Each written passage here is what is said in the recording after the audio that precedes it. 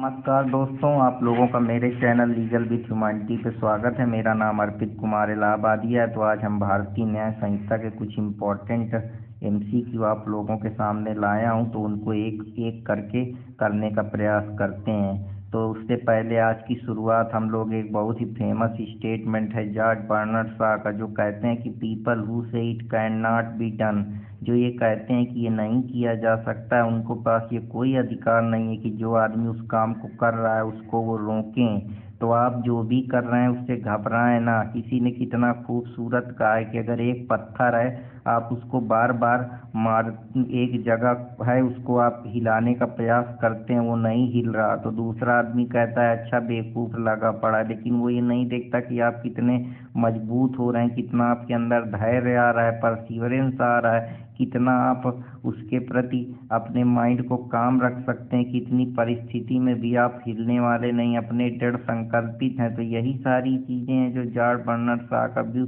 आज की दुनिया में हम लगा सकते हैं। तो मैं चलता हूँ, जैसा कि मैं आप लोगों को offence again women and child के बारे में पढ़ा चुका हूँ। तो offence and women again children जो है वो सेक्शन 63 से लेकर 99 तक के दिया है। तो किस सेक्शन में जो ये ऑफेंस रेप का दिया है, तो ये सेक्शन 63 में दिया है, जहाँ पे रेप के बारे में दिया है। साथ ही साथ इसको आप 376 से भी लिंक करते चलें, जिससे आपको आसानी होगी। तो आशा करता हूँ कि आप लोगों को ये भी पसंद आया होगा। दूसरा क्वेश्चन, जब कोई भी इंसान किसी भी महिला के खिलाफ सेक्सुअल इंटरकोर्स करता है उसकी कंसेंट के, तो वो रेप माना जाता है अगर वुमेन जो है वो 18 साल से नीचे की हो। इसमें एक केस है independent thought versus Union of India, जहाँ पे ये कहा गया कि जो महिला अगर गर्ल 18 साल से नीचे की है तो वो रेप की श्रेणी में आएगी, और ये आर्टिकल 14, 15 और 21 का उल्लंघन करता है। तो आशा करता हूँ कि आप लोगों को ये भी पसंद आया होगा। तीसरा क्वेश्चन ये है कि जो एक्सेप्शन दिया है हमारे सेक्शन 63 में, वो ये कहता है कि अगर कोई भी इंसान नॉन कंसेक्सुअल सेक्सुअल इंटरकोर्स किसी भी मैन के साथ करता है जो उसकी खुद वाइफ है, तो वो अमाउंट के रेप में नहीं आएगा। वो क्यों नहीं अमाउंट के रेप में आएगा? क्योंकि इसमें एक्सेप्शन दिया गया है कि एज लिमिट प्रिस्क्राइब है, अगर वो 18 साल है तो आशा करता हूँ कि आप लोगों को ये भी समझ में आया होगा। बाकी ज़्यादा जानकारी के लिए मैं इस पे पूरा लेक्चर लिया हूँ अपने चैनल लीगल विथ ह्यूमैनिटी में, जहाँ मैंने बिल्कुल बेसिक से एडवांस लेवल तक आपको ऑफेंस अगेन वुमेन और चाइल्ड के बारे में बताया हूँ। तो पहले वो लेक्चर देख लें, जिससे आपको ये चीज़ें बड़ी आसानी से समझ में आ जाएंगी। तो अगले क्वेश्चन की तरफ चलते हैं। एक आदमी है जो कि एक सेक्सुअल इंटरकोर्स अपनी ओन वाइफ के साथ कमिट करता है, जिसकी जो एज है वो 18 साल से कम है, और उसकी कंसेंट से, तब भी वो रेप माना जाएगा। ऐसा माना जाएगा कि अभी वो पूरी तरीके से मैच्योर नहीं है, उसके बिना कंसेंट वहाँ इसकी भले है, लेकिन वो 18 साल से नीचे, मतलब अभी वो मेजर नहीं है, और रेशनल अंडरस्टैंडिंग और जजमेंट खुद फॉर्म नहीं कर सकती है। तो इसलिए सोशल कस्टम और सोशल नॉर्म का ध्यान रखते हुए इसको रेप की कैटेगरी में डाला गया है, चाहे वो खुद का ही उसका आदमी क्यों, जो उसकी खुद की वाइफ क्यों ना हो। तो आशा करता हूँ कि आप लोगों को ये भी समझ में आया होगा। अब एक आदमी है जो प्रॉमिस करता है कि वो बी से शादी करेगा, जो एक स्टूडेंट है, और उसको इंड्यूस करके कोहैबिटेट करता है, उसके साथ इंटीमेट होने का प्रयास करता है, ही हैज़ गिवन, और जबकि वो उसको गलत झांसा देकर, शादी का झांसा देकर उसके साथ कुछ सर्टेन जो सेरेमनी होती है मैरिज की उनको परफॉर्म कर देता है, और उसको ऐसा बिलीव कराता है कि यही उसकी लॉफुल वेडेड वाइफ है। लेकिन बाद में जो ये है वो अपनी वाइफ को मानने से मना कर देता है। तो इस केस में इन्हें क्या करा?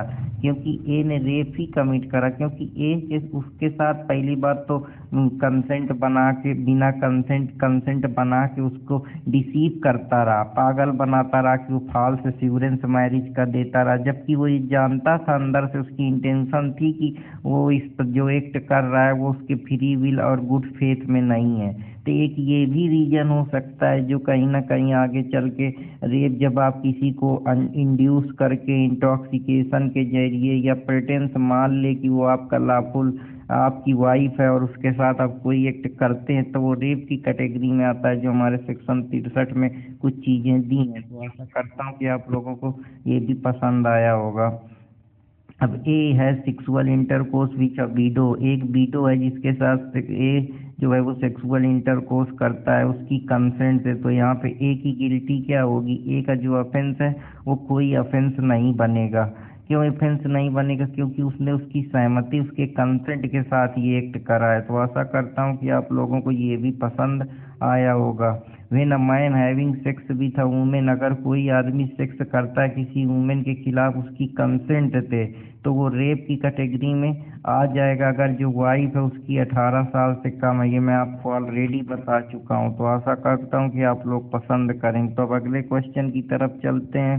व्हेन एक्यूज इज काट होल्ड ऑफ गर्ल, एक एक्यूज है जो किसी गर्ल को पकड़ा जाता है, उसके साथ वो फोर्सफुली उसके थ्रीव को रिमूव करने का प्रयास करता है, उसके गारमेंट्स में अपने हाथ डालता है और अटेम्प्ट करता है पेनेट्रेट करने का, और जबकि गर्ल जो है वो ब्लीडिंग करने लगती है। तो ये क्या कर रहा है, वो जब प्रयास कर रहा है तो वो एक तरीके से अटेम्प्ट टू रेप का ही प्रयास कर रहा है, क्योंकि वो अटेम्प्ट कर रहा है पेनेट्रेट करने का, तो प्रयास तो यहाँ हो ही गया। तो राइट ऑप्शन यहाँ पे आप लोगों के सामने सी है।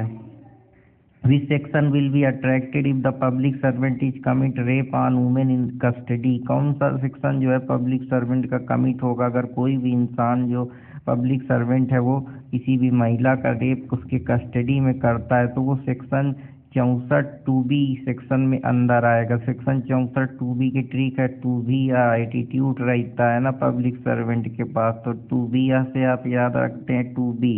विच are the following section of BNS punishes for the causing death, कौन सा सेक्शन है जो बीएनएस में पनिश करता है अगर किसी की डेथ होती है। परसिस्टेंट वेजिटेटिव स्टेट विक्टिम का होता है। अब परसिस्टेंटिव वेजिटेटिव स्टेट का मतलब होता है जहाँ पे जो विक्टिम होता है वो पूरी तरीके से एराउज नहीं होती है, वो पार्शियल स्टेट में होती है। जो भी वो एक्ट कर रही होती है उसका स्टिमुलाई उसका ट्रिगर पॉइंट बेहतर तरीके से परफॉर्म नहीं कर रहा होता है, वो आधे माइंड पे रहती। तो इसलिए सेक्शन 66 में वेजिटेटिव स्टेट की बात की गई है। विच of the following section of BNS prescribe punishment, किस भारतीय न्याय संहिता के सेक्शन में पनिशमेंट ऑफेंस ऑफ रेप और डेथ सेंटेंस के बारे में दिया है। तो ये सेक्शन 66 है जो death sentence offence again rape की बात करता है। तो आशा करता हूँ कि आप लोगों को ये भी पसंद आया होगा। कस्टोडियल रेप के लिए कितना पनिशमेंट है, तो कस्टोडियल रेप के लिए रिगरस इम्प्रीजनमेंट है जो कम से कम 10 साल है, या इम्प्रीजनमेंट फॉर लाइफ है उसके लिए भी लाइबल है। तो राइट ऑप्शन यहाँ पे क्या है, बी है। तो आशा करता हूँ कि आप लोगों को ये भी पसंद आया होगा। अब अगले क्वेश्चन की तरफ चलते हैं। ए है सेक्सुअल इंटरकोर्स, ए क्या करता है, वो सेक्सुअल इंटरकोर्स करता है खुद की वाइफ के खिलाफ, जबकि वो जो वाइफ है वो लिविंग सेपरेटली रह रही। तो मैं अभी आप लोगों को बताया कि 376(B) में इसके बारे में अपराध की श्रेणी में आता है। सेक्शन 10 में जुडिशियल सेपरेशन में अगर कोई वुमेन अलग होती है तो इसको हम याद कर सकते हैं कि ये किस सेक्शन में दिया है। तो जो 376(B) है वो हमारे सेक्शन 67 से है कि 7 ट्रिक के बाद 2.5 अंक आप इस तरीके से याद रख सकते हैं कि 7 से जो ट्रिक के बाद 2.5 अंक आएगा। ये 67 आप इस तरीके से अपने दिमाग में बना लीजिए कि जो 376(B) है वो 376 का जो 2.5 का अंक है, तो 6 के बाद 7, उसी तरीके से 6 7 आप इस तरीके से भी कनेक्ट कर सकते हैं, इंटरलिंकेज बना सकते हैं। विच section of BNS punish the sexual intercourse, अगर कोई भी आदमी किसी को डिसीटफुल एम्प्लॉय करके या किसी को बेवकूफ़ बना के उसके साथ इस तरीके के एक्ट करता है तो वो 69 में आता है। तो राइट ऑप्शन ऑफ 69 तो जानते ही हैं। विच punishment is given for the offence of sexual intercourse, कौन सा पनिशमेंट है जो सेक्सुअल इंटरकोर्स अगर एम्प्लॉय डिसीटफुल मीन्स का यूज करता है तो उसके लिए, अगर वो उसको प्रोत्साहन देकर सेड्यूस करके या एम्प्लॉयमेंट के जरिए कोई गेन चाहता है या कुछ सेक्सुअल एक्ट करना चाहता है तो उसके लिए 10 साल की सजा है। तो राइट ऑप्शन है वहाँ पे डी है। Under which of gang rape हमारे 376(D) में दिया है, जबकि 71 में जो है हमारे भारतीय न्याय संहिता में दिया है। तो आशा करता हूँ कि आप लोगों को ये भी पसंद आया होगा। तो अब चलते हैं अगले क्वेश्चन की तरफ। The punishment of gang rape is provided in section 70 में दिया है। तो जो पनिशमेंट है गैंग रेप का वो 20 साल की सजा है गैंग रेप के लिए, साथ ही साथ लाइफ इम्प्रीजनमेंट है प्लस रिमाइंडर और पर्सनल नेचुरल लाइफ और फाइन। तो राइट ऑप्शन यहाँ पे ए होगा। Where a women is gang rape, जहाँ वुमेन जो है उसका गैंग रेप हो जाता है तो उस चीज़ पे जो ऑफेंस ऑफ रेप है उसके लिए पनिशमेंट कितना है। तो ऑफेंस ऑफ रेप के लिए अगर वुमेन का गैंग रेप होता है तो उसके लिए कम से कम 20 साल की सजा है। और गैंग रेप का मतलब होता है जब एक से ज़्यादा आदमी common intention, furtherance of common intention या ग्रुप में मिलकर किसी के महिला के खिलाफ सेक्सुअल एक्ट करते हैं तो उसको हम गैंग रेप की श्रेणी में डालते हैं। सेक्शन 71 बीएनएस का क्या बताता है? सेक्शन 71 भारतीय न्याय संहिता का ये बताता है कि जो पनिशमेंट है वो लाइफ एंड इम्प्रीजनमेंट और डेथ से रिलेटेड बात करता है। अब हम लोग अगले क्वेश्चन में चलते हैं। अगर कोई आइडेंटिटी को आप किसी विक्टिम की डिस्क्लोज करते हैं जो ऑफेंस FIR रेप से रिलेटेड या सेक्सुअल ऑफेंस से रिलेटेड मामलों में है तो इसको 228 में पनिशेबल IPC में किया गया है, जबकि अब 72 में भी रेप विक्टिम की आइडेंटिटी को डिस्क्लोज नहीं करना। इसमें एक बड़ा फेमस केस है निपुर Saxena versus Union of India, जिसमें सुप्रीम कोर्ट ने डिस्क्लोज करने के लिए जो आइडेंटिटी है विक्टिम को उसको मना किया। इवन FIR से रिलेटेड चीज़ें भी नहीं डिस्क्लोज की जाएंगी और जो भी डॉक्यूमेंट है वो पुलिस अपने हैंड इनवलप में सेक्रेसी में बना के रखेगी, लेकिन इन्वेस्टिगेशन के पर्पस से गुड फेथ में अगर कीथ एंड किन उसको कुछ वो कर दें तो उस केस में ये उसके लिए कुछ एक्सेप्शन दिए, नहीं तो इसके बारे में पनिशमेंट की कैटेगरी में आता है। तो अब हम चलते हैं criminal force on assault again women की तरफ। तो विच section of punishment for assault, अगर कोई भी महिला को आप असॉल्ट कर रहे हैं, उसको सेक्सुअली धमका रहे हैं या असॉल्ट कर रहे हैं, उसके खिलाफ कोई फोर्स का यूज कर रहे हैं या कोई मोशन का यूज कर रहे हैं या कोई गति का यूज कर रहे हैं विदाउट उसके कंसेंट को, उसको डरा रहे हैं, आउटरीच कर रहे हैं, उसकी मोडेस्टी को खतरा कर रहे हैं, तो वो सेक्शन 74 में है। ये आउटरीच ऑफ मोडेस्टी को आप इंटरलिंक IPC से भी करिएगा। तो मैं आपको बता दे रहा हूँ, तो इस तरीके से आप या तो वहीं सामने लिख लीजिएगा तो आसानी से आपको चीज़ें याद हो जाएंगी। जबकि आउटरीच ऑफ मोडेस्टी सेक्शन 74 में दिया है। डिमांड, अगर आपसे कोई सेक्सुअल फेवर की बात करता है तो वो सेक्शन 75 में सेक्सुअल फेवर के बारे में अपराध की श्रेणी में आता है। सेम प्रिंसिपल आप जब इसको देखते हैं तो जो विशाखा वाला केस, विशाखा में जो हमारा सेक्सुअल हैरेसमेंट एक्ट है उसमें भी इस तरीके के अगर कोई सेक्सुअल फेवर की बात करता है या सेक्सुअली डिमांड करता है तो उसके लिए भी अपराध के प्रोविजन दिए गए हैं। तो demand for request of sexual favour from the women, अगर आप किसी से सेक्सुअल फेवर वुमेन से उम्मीद करते हैं पनिशेबल ऑफेंस अंडर सेक्शन 75 में, आप उसके लिए लाइबल होंगे। Which of following act constitute sexual harassment, sexual harassment आप सेक्शन 11 में आप सेक्सुअल हैरेसमेंट एक्ट में देख सकते हैं, जहाँ ये लिखा गया है कि अगर कोई भी महिला फिजिकल कॉन्ट्रैक्ट करती है, उसको जानबूझकर कोई भी आदमी अनवेलकम करता है या कोई सेक्सुअल ओवर टार्चर करता है, परेशान करता है या कोई रिक्वेस्ट करता है कि वो सेक्सुअली फेवर उसका करे या कोई पार्नोग्राफी उसको दिखाता है अगेंस्ट अ विल, तो वो सारे जो अपराध हैं वो सेक्सुअल हैरेसमेंट के अंदर आते हैं। इसको आप IPC से लिंक करिए 354 जहाँ पे दिया है इसके बारे में सेक्सुअल हैरेसमेंट से रिलेटेड चीज़ें 354 से आप इसको जोड़ के चलिए।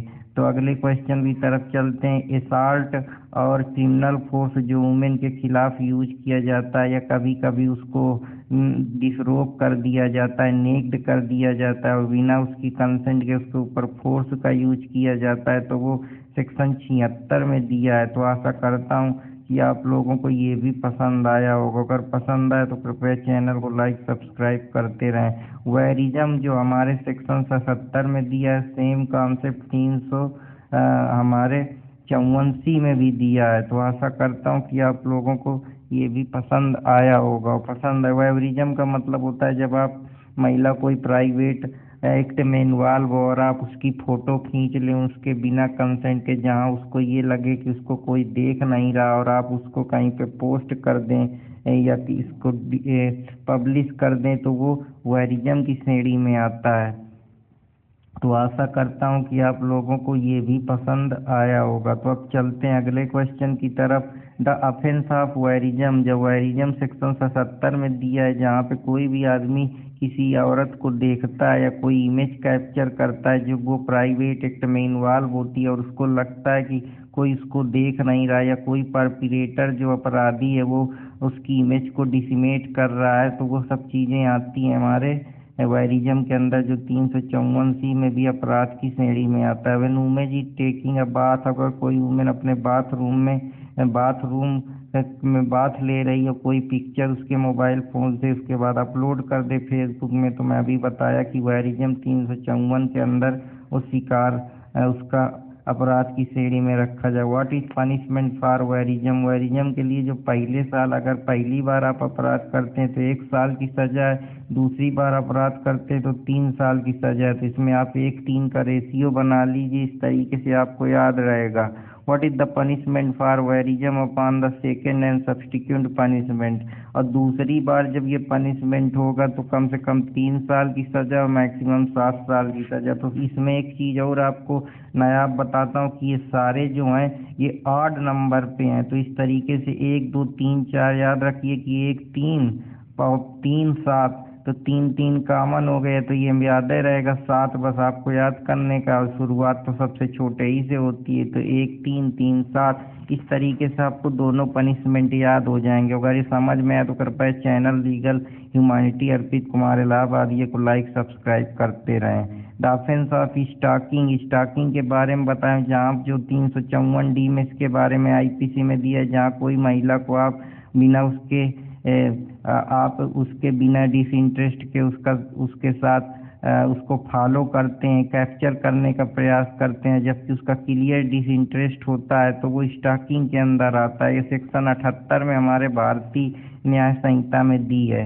अब मैन इज मॉनिटर, अगर कोई मैन जो मॉनिटर कर रहा है या वुमेन को ईमेल भेज रहा है या कोई इलेक्ट्रॉनिक कम्युनिकेशन के जरिए कुछ भी कर रहा है, तो वो सारी चीज़ें स्टॉकिंग के अंदर आती हैं। तो आशा करता हूँ कि आप लोगों को समझ में आ गई। स्टॉकिंग का मतलब होता है जब किसी भी महिला को आप उससे बात करने का प्रयास करते हैं, उसको मॉनिटर करते हैं, उसके ईमेल, इंटरनेट या इलेक्ट्रॉनिक फॉर्म ऑफ कम्युनिकेशन से कनेक्ट होने का प्रयास करते हैं, जबकि उसका क्लियर इंटरेस्ट होता है आपके खिलाफ, तो वो स्टॉकिंग के मामले आते हैं। Man who is regularly visit Instagram, एक आदमी जो डेली इंस्टाग्राम पेज में बिगिन करता है, बिगनी मॉडल जो सेलिब्रिटी है उसको फॉलो करता है, तो यहाँ पे कोई अपराध नहीं, क्योंकि यहाँ पे वो किसी को मॉनिटर या ईमेल नहीं भेज रहा है, वो तो सिर्फ विजिट कर रहा है, देख रहा है, वो उसका अधिकार है, वो right to enjoyment, right and life liberty के अंदर ये चीज़ें हमारे आर्टिकल 21 में भी दी गई। A and B are good friend, A और बी क्या है, दोनों अच्छे दोस्त हैं। ए प्रपोज करता है बी को, लेकिन बी मना कर देती है। ए क्या करता है, सस्पिशन में आके लव अफेयर उसका कहीं और चक्कर चल रहा है, मॉनिटर करता है उसका मोबाइल फ़ोन। अब उसकी क्या है यहाँ पे, जो वो उसका क्लियर डिसइंटरेस्ट है कि वो उससे बात नहीं करना चाहती, लेकिन ज़बरदस्ती उसके फ़ोन में घुस रहा है, अकाउंट को खंगाल रहा है, तो ये स्टॉकिंग के अंदर अपराध है, जो सेक्शन 78 में BNSS में और 354D में वहाँ पे IPC में अपराध की श्रेणी में आता है। तो आशा करता हूँ कि आप लोगों को ये भी पसंद आया होगा। अगर पसंद आया तो कृपया चैनल को लाइक सब्सक्राइब करते रहें। If and even after the clear disinterest shown करने के बाद अगर कोई आदमी उसको ज़बरदस्ती फॉलो कर रहा है, तो वो स्टॉकिंग के अपराध में आता है। लेकिन कुछ चीज़ों में हमारे जनरल इंटरेस्ट के लिए कोई अथॉरिटी या कोई लॉ के द्वारा उस काम के लिए परस्यू किया जाता है, तो फिर वो लीगल उसमें आ जाता है, ये एक्सेप्शन की श्रेणी में आ जाता है, क्योंकि वो ज़रूरत है, वो नेसेसिटी है, उसके लिए लॉ परस्यू करता है उस काम के। जैसे अब ला कोई पूछताछ के लिए किसी औरत को रोक ले, अगर उसको सस्पिशन लगता है किसी ने कोई अपराध करा, तो फिर वो चीज़ थोड़े स्टॉकिंग के अंदर आएगी। Under which following the circumstances conduct will amount to stalking, ये सारे चीज़ें नहीं आएंगी। अगर कोई क्राइम को वो डिटेक्ट कर रहे हैं तो उसमें नहीं आएंगे। कोई कंडीशन लॉ के द्वारा प्रज्यूम की गई है, या जो उसका कंडक्ट वो रीजनेबल दिख रहा है और जस्टिफाइड है, तो उन सारे मामलों में हम उसको स्टॉकिंग के लिए अपराधी नहीं मानेंगे। तो आशा करता हूँ कि आप लोगों को ये भी पसंद आया होगा। अब हम लोग अफेंस रिलेटेड टू मैरिज की तरफ चलते हैं। तो which of the following section of Bharatiya Nyaya Sanhita is related to dowry death. Dowry death जो हमारा 304 बी में दिया है, आईपीसी में सेम सेक्शन 80 में दिया है। तो आप इस तरीके से 304 बी और 80 याद रखिए। ब्राइड बर्निंग, ये नया concept bride burning dowry death से रिलेटेड है, जो कि इसका इंटरलिंकेज आप 304 बी से कर सकते हैं, डोमेस्टिक वायलेंस के सेक्शन से कर सकते हैं जो एक्ट बना हुआ है। साथ ही साथ इसका आप इंटरलिंकेज इंडियन एविडेंस एक्ट के जो प्रजम्पशन में डाउरी डेट से रिलेटेड बात दी है कि अगर 7 साल में उसकी मृत्यु हो जा रही है या कोई उसको रिलेटिव हैरस कर रहा है, क्रूएल्टी कर रहा है, या उसके हस्बैंड या रिलेटिव उसको परेशान कर रहे हैं, उससे कोई डिमांड कर रहे हैं वैल्यूएबल, या उसके लाइफ लिम्ब को खतरा है, तो उस मामले में भी आप इसको जोड़ सकते हैं। तो आशा करता हूँ कि आप लोगों को समझ में आया होगा। अगर समझ में आए तो चैनल को लाइक सब्सक्राइब करते रहें। Which of not is essential ingredient of dowry death. Dowry death के लिए एसेंशियल इंग्रेडिएंट क्या नहीं है? अगर इंजरी ऑस्टिकुलर तो ये कहीं नहीं दिया, क्रूअल्टी और ये सारी चीज़ें दी हुई हैं। The offence of dowry death section 80 में जो दिया है कि अगर कोई वुमेन को जो बर्न कास्ट हुई है, बॉडली इंजरी, अगर 7 ईयर मैरिज है या कोई रिलेटेड हैरेसमेंट हुआ है, तो उस मामले में हम इसको मानते हैं। तो अब चलते हैं कुछ और अगले क्वेश्चन की तरफ। इम्पोर्टेंट पनिशमेंट डाउरी डेट का जो सेक्शन 80 में दिया है, अगर आप डाउरी डेट से किसी को डाउरी के लिए उस महिला 7 साल के अंदर मरती है, हैरेसमेंट या क्रूअल्टी फेस करती है, या लाइफ लिम्ब को खतरा होता है, तो उसके लिए 7 साल की सजा है, और ये सजा इम्प्रीजनमेंट फॉर लाइफ भी हो सकती है। तो wife of A committed suicide, यहाँ क्या करती है, ए की वाइफ सुसाइड कर लेती है 2 साल ऑफ मैरिज के अंदर, और डेथ के पहले उसको क्रूअल्टी और हैरेसमेंट अगर वो फेस करती है डिमांड ऑफ डाउरी के लिए, तो सेक्शन 80 या 304 बी में वो डाउरी डेथ के लिए पनिशमेंट के लिए लाइबल होंगे, और ऑफेंस कमिट कर दिया है जो भी इंसान इस तरीके के कुकर्म करता है। Which section of punishment for the cohabitation caused by deceitful inducing. अगर आप किसी को कोहैबिटेट करते हैं, उसको डिसीटफुल जरिए, या आप उसको डिसऑनेस्टली बिना आपकी इंटेंशन होती है, आप उसको डिसीव करते हैं और ऐसा उसको बिलीफ दिलाते हैं कि आप उससे लॉफुल मैरिज कर चुके हैं, तो ये सेक्शन 81 में अपराध की श्रेणी में आता है। आईपीसी में जो 494 से 498 सेक्शन दिए हैं, उसमें भी आप इसको इंटरलिंक करते रहें, तो इस तरीके से आपको चीज़ें याद बनी रहेंगी। विच ऑफ द फॉलोइंग बीएनएस पर मरीज अगेन लाइफ टाइम, तो ये बिगैमी का अपराध है जो सेक्शन 82 में आपके दिया है। बीएनएसएस में सेम प्रिंसिपल 494 में दिया है कि अगर कोई भी आदमी एक स्पाउस के रहते हुए दूसरी शादी करता है तो कानून की नज़र में अपराध की श्रेणी में आता है। सेम आप हिंदू मैरिज एक्ट से भी इसको लिंक कर दीजिए जो आपका सेक्शन 23 है, तो इस तरीके से आपके पास चीज़ें आसान हो जाएंगी। Which one following BNS provide for the subject to wife to cruelty, जो वाइफ को क्रूअलिटी हो रही है उसके लिए जो सब्जेक्ट का अपराध दिया गया क्रूअल्टी का, वो सेक्शन 85 में दिया। आप सेम एक्ट को क्रूअल्टी के आईपीसी से भी लिंक करिए। क्रूअलिटी जो हमारे भारतीय न्याय संहिता में दिया है वो सेक्शन 86 में दिया है। तो आशा करता हूँ कि आप लोगों को ये भी समझ में आया होगा। किस सेक्शन में बीएनएस के किडनैपिंग एब्डक्टिंग के बारे में दिया है कि वो किसी भी को अगर किडनैप या एब्डक्ट करते हैं या किसी भी महिला को इंड्यूस करते हैं कि वो शादी करे, उसको कंपेल करते हैं मैरिज के लिए, किडनैप करना, कंपेल करना, तो सेक्शन 87 में दिया है। अब मैन इज डिसीटफुल तरीके से आप किसी भी वुमेन को, जबकि जानते हैं कि वुमेन लॉफुल मैरिड नहीं है और आप बिलीव करते हैं कि वो लॉफुली मैरिड करी है आपसे और आप उसके साथ कोहेबिटेट करते हैं, तो वो सेक्शन 81 में अपराध की श्रेणी में आता है। मेंसरिया किस पे एसेंशियल इंग्रेडिएंट नहीं है, तो बिगैमी में जो है वो मेंसरिया की जरूरत नहीं पड़ती है। तो कुछ और इम्पोर्टेंट क्वेश्चन की तरफ। Which of following supreme court husband is not a master of wife, जो हस्बैंड है वो मास्टर नहीं है वाइफ का, वो स्वतंत्र है। जो आर्टिकल 21 का केस है उसको फ्रीडम ऑफ चॉइस और सिर्फ सेक्सुअल एक्सप्लोर करने का अधिकार है। वो Joseph Shine versus union of India के केस में ये कहा गया था कि हस्बैंड जो है वो मास्टर नहीं है वाइफ का। हिंदू हस्बैंड अगर जानबूझकर इस्लाम में कन्वर्ट करता है ताकि वो दूसरी शादी कर दे, तो क्या वो किस केस में ये बात हुई थी? तो ये बात Sarla Mudgal versus Union of India में हुई थी। क्रुअल्टी जो सेक्शन 86 में दिया है, अगर आप जानबूझकर विलफुली कंडक्ट करते हैं किसी वुमेन को, या कोई इंजरी काज करते हैं, या उससे कुछ डिमांड करते हैं, अनलॉफुली किसी डिमांड करते हैं डावरी की, तो वो सारी चीज़ें जो हैं वो क्रुअल्टी के अंदर आती हैं। The punishment for harassment of women bye husband, अगर कोई भी आदमी हैरस करता है किसी भी अपने हस्बैंड को, वो हस्बैंड के द्वारा कोई वुमेन हैरस की जाती है, उसके रिलेटिव हैरस किए जाते हैं, या कोई और पर्सन के द्वारा डावरी के लिए वो करा जाता है, तो इसके लिए जो सज़ा है वो 3 साल की सज़ा है। तो आशा करता हूँ कि आप लोगों को ये समझ में आया होगा। हम कासिंग मिसकैरेज की तरफ चलते हैं। तो विच section of Bharatiya Nyaya Samhita provide for miscarriage, जो हमारे 312 में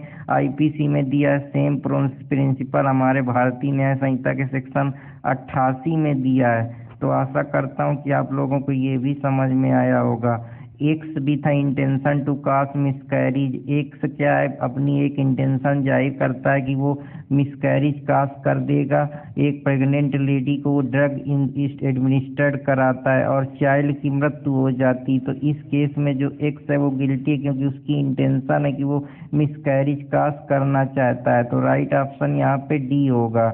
ए एडमिनिस्टर द पॉइजनस ड्रग, जो ए है वो क्या करता है, पॉइजनस ड्रग वुमेन को दे देता है ताकि उसकी वजह से मिसकैरेज कास हो जाए। It is found and B was not pregnant, लेकिन बी प्रेग्नेंट नहीं थी, लेकिन फिर भी आपने कंसेंट के जरिए वुमेन को मिसकैरेज करने के लिए पॉइजनस ड्रग की प्लानिंग तो की, तो आपने अटेम्प्ट करा है मैरिज कास मिसकैरेज कास करने का, इसलिए राइट ऑप्शन बी है। X claiming to the family expert, ये अपने को फैमिली एक्सपर्ट बताता है और कुछ केमिकल दे देता है जिसको कंज्यूम कर लेती है और उसका चाइल्ड वाम में मर जाता है। तो एक्स ने क्या करा, एक्स ने पूरी तरीके से मिसकैरेज कास कर दिया।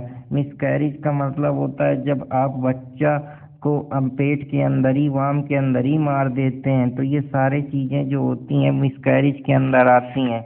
तो आशा करता हूँ कि आप लोगों को ये लेक्चर पसंद आया होगा। अगर पसंद आया तो कृपया चैनल को लाइक सब्सक्राइब करते रहें।